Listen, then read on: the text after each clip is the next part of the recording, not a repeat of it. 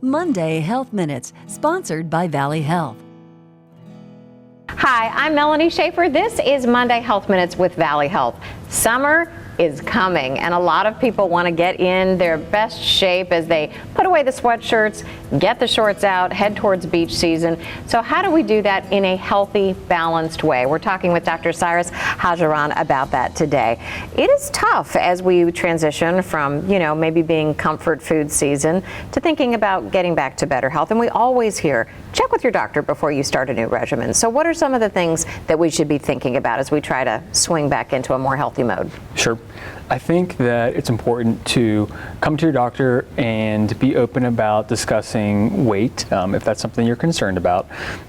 There's not necessarily a perfect weight that you have to aspire to, or a perfect type of look or skinniness. We use BMI to screen for a weight problem, but it's not perfect. It was developed a long time ago with a very specific population.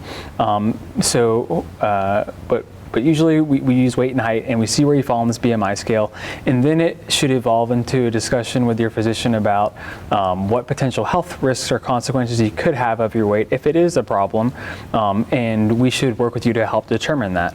Some things we care about as far as weight-related comorbidities or metabolic problems, if you were to have them, relate to your blood pressure, your blood sugar, your cholesterol. So we should help you kind of evaluate that and see where your metabolic health is, and if your weight is like a health problem or a health risk to you. So you'll do blood tests and determine kind of not just how you look, but what your body is telling us from these tests. Exactly.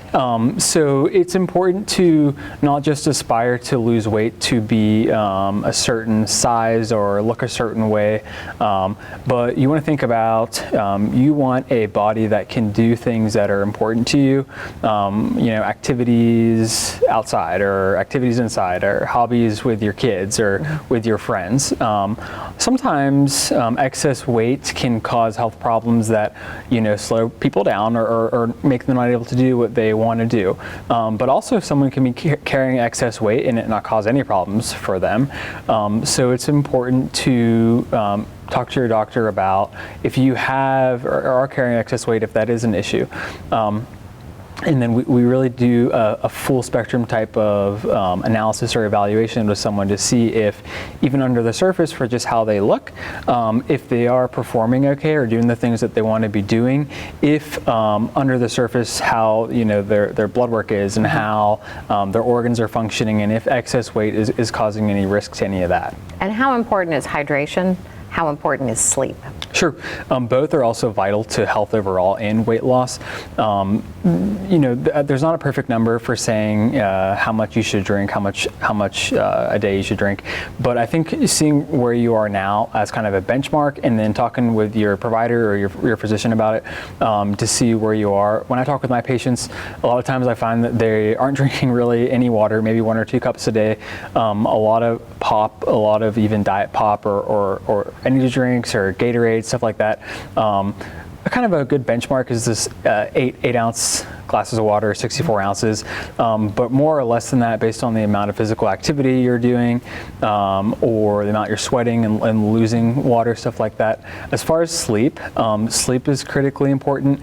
I talk to patients a lot, them coming in and meeting me for the first time because they're worried about chronic fatigue, and they're worried about a blood issue or a hormone issue or some other underlying medical problem, which certainly we uncover and do investigate.